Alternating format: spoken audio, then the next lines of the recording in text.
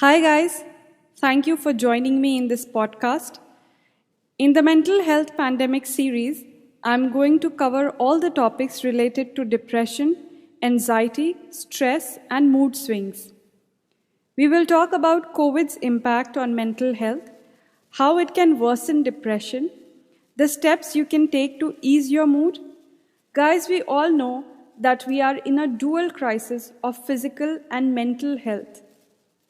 Physical health crisis because of COVID-19 and mental health crisis because it seems to be an anxiety pandemic too.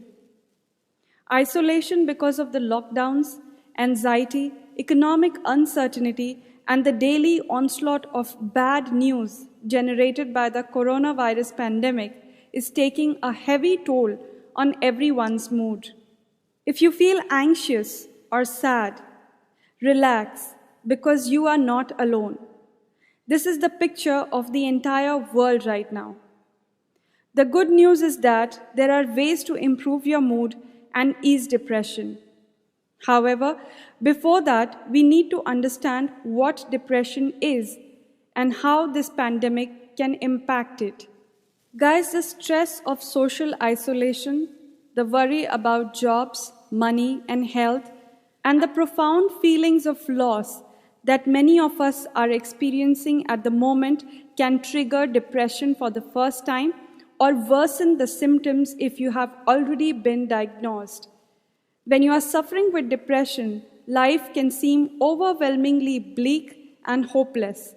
It can interfere with your ability to think straight, drain your energy, and make it difficult to get through the day.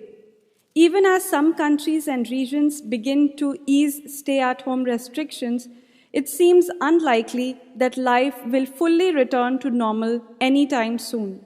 You may have lost your job, be struggling financially, and worried about if and when the economy will pick up. You could be grieving the loss of a loved one or the life you knew before the pandemic, or feeling frustrated and cut off by continued social distancing. Living in the age of coronavirus can have a profound effect on your mood. Here are a few points to explain how the pandemic can affect your mental health. Isolation and loneliness fuels depression. As we all know, human beings are social creatures. Being cut off from the love, support, and close contact of family and friends can trigger depression or make existing symptoms worse. Months of social distancing and sheltering at home can leave you feeling isolated and lonely, having to face your problems alone. A troubled relationship may be even worse than loneliness. While strong and supportive relationships are crucial for your mental well-being, being forced to spend months quarantined in a troubled, unhappy, or abusive relationship can be even more damaging to your mood than being alone. Anxiety can lead to depression. All the fear and uncertainty surrounding COVID-19 means it's natural to worry. When your worries spiral out of control, though, they can cause panic and anxiety. Since anxiety and depression are believed to stem from the same biological vulnerability, one can often lead to the other. Stress levels are soaring. Experiencing a major change in your life, such as the death of a loved one, the loss of a job, being diagnosed with a serious illness, or financial or relationship difficulties, can bring overwhelming levels of stress. As a result of this pandemic, you may be experiencing several of these major stresses at one time, making you more vulnerable to depression. We are turning to unhealthy ways of coping.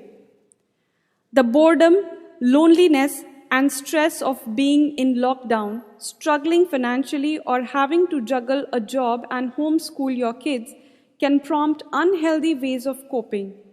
Maybe you are drinking too much, abusing drugs, or overeating junk food in an attempt to self-medicate your mood and deal with your stress. While these methods may provide a brief respite, in the long run, they'll make your mood even worse. So guys, as you saw, these are some of the common ill effects of COVID-19 on our mental health. But no matter what constraints you are living under at the moment, these strategies can help you counterattack loneliness, ease negative thoughts, improve your mood, and cope with symptoms of depression. First, limit your consumption of news. Yes, you want to stay informed, but over-consuming sensationalistic news or unreliable social media coverage will only fuel your negativity and fear. Limit how often you check news or social media and confine yourself to reputable sources. Second, maintain a routine. Sleeping too much or too little, skipping meals or exercise, and neglecting your personal care only feeds into your depression. Establishing and maintaining a healthy routine, on the other hand, adds structure to your day, even if you are alone and out of work. Try to include set times for exercising, spending time outside, and communicating with friends each day. Third, express gratitude. When you are depressed, especially at this difficult time, it can seem that everything in life is gloomy and hopeless. But even in the darkest days, it's usually possible to find one thing you can be grateful about. For example, the beauty of a sunset or a phone call from a friend. I know that it sounds cheesy, but acknowledging your gratitude can provide a respite from negative thinking and really boost your mood. Fourth, change your focus. There's no easy fix for recovering from depression, and finding the energy and motivation to take the first step can be tough. But you have more control over your mood than you may realize. It's true that these are painful and worrying times, but at the same time, depression can make things seem even worse than they really are. When you are depressed, everything is filtered through a lens of negativity. By simply recognizing that and acknowledging this fact, you can start to change your focus and take the first step to feeling more optimistic. Change your focus from negative to positive. Whenever a negative thought springs to your mind, shift to a positive thought, or simply tell yourself that this shall pass. Everything will be all right. Things will be better soon. Fifth, distract yourself.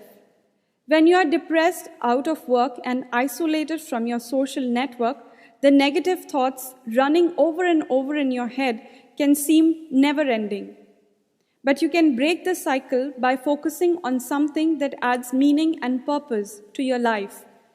Perhaps there's something you have always wanted to learn, like a new language or a musical instrument, sketching, singing, anything. Or perhaps you have always wanted to write a novel, take up cooking, or grow your own vegetables.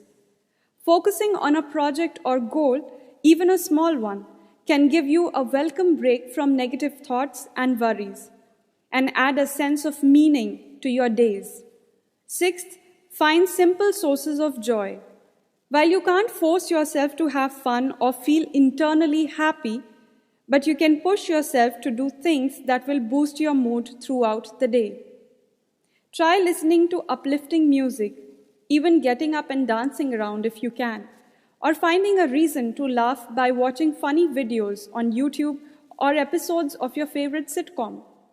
Spending time in nature, whether it's walking in the park, paddling on the beach, or going for a hike, all of these can ease stress and put a smile on your face even if you are alone. Or try playing with your kids or pet. They will benefit as much as you will. So these were a few ways that you can improve your anxiety, but these were more self-help tips. I mean, you have to work on yourself, but you should also find new ways to engage and have meaningful conversations with other people. Meeting friends and family in person is still difficult for many of us at the moment, but that doesn't mean you have to resign yourself to feeling isolated and alone. While nothing beats the mood-boosting power of face-to-face contact, chatting over a video call on the phone or via text can still help you feel more connected. Reach out to your close friends and family. Take this opportunity to look up old friends, or schedule online get togethers with groups of people. Even if your depression symptoms make you want to retreat into your shell, it's vital you regularly stay in contact with people. Whether you are talking with a friend or loved one at a social distance, via video or on the phone, it's important to strive for more than just a surface conversation. The deeper the connection you establish, the more you'll both benefit.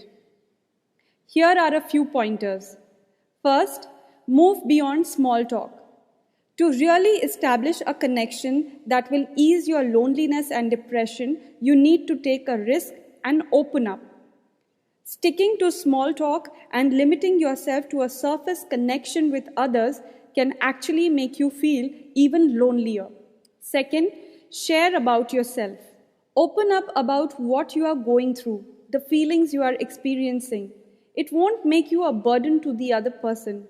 Rather, your friend or loved one will most likely be flattered that you trust them enough to confide in them, and it will only deepen the bond between you two. Third, nothing needs to get fixed. Remember, depression relief comes from making a connection and being heard by someone. The person you talk to doesn't need to come up with solutions. They just listen to you without judging or criticizing. And the same way is true when you are listening to them. So don't look out for a particular solution. Remember that when you will share things with them, all of you will feel better and relieved. Apart from sharing and caring about your mental health, adapting healthy daily habits is also important. Your daily habits can play a big role in helping you to overcome depression. During this health crisis, it's tempting to slip into bad habits, especially if you are stuck at home and not able to work. You may sleep irregular hours, overeat to relieve the stress and boredom, or drink too much to fill the lonely evenings. But by adapting a healthier daily routine, you can better your mood, feel more energized, and relieve symptoms of depression. Here are a few pointers to help you. First, get moving. Exercising is one of the last things you feel like doing when you are depressed, but it's also one of the most effective ways of boosting your mood.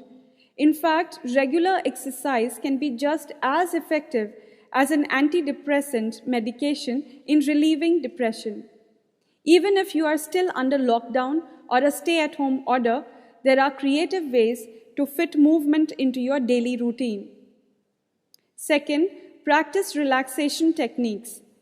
Incorporating a relaxation technique such as meditation, progressive muscle relaxation, or a breathing exercise into your daily schedule can provide a welcome break from the cycle of negative thinking, as well as relieve tension and anxiety. Third, eat a mood-boosting diet. In times of stress, we often turn to comfort foods packed with unhealthy fats, sugar, and refined carbs. But these foods, along with too much caffeine and alcohol, can adversely impact your mood. Instead, focus on fresh, wholesome foods whenever possible and increase your intake of mood-enhancing nutrients such as omega-3 fatty acids. 4. Sleep well. Just as depression can impact your quality of sleep, poor sleep can also contribute to depression. When you are well rested, it's easier to maintain your emotional balance and have more energy and focus to tackle your other depression symptoms. Changing your daytime habits and bedtime routines can help improve how well you sleep at night. 5. Use reminders to keep yourself on track. When you are depressed or feeling low, it's easy to forget the small steps that can help to lift your mood and improve your outlook. Keep reminders of the tips that work for you on your phone or on sticky notes around your home. Follow them as prompted to feel better.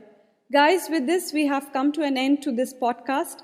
I know that this was a long conversation, but thanks a lot for being patient and staying with me till the end. In the next episode, we will be discussing about the difference between being sad and being depressed. Friends, sometimes we are only sad or bored, but we start doubting our mental health. We have to understand that feeling sad and low is perfectly normal. However, it is also important to know as to when a person should seek medical help. I will cover all of this in the next episode, so do join me. Thanks for listening.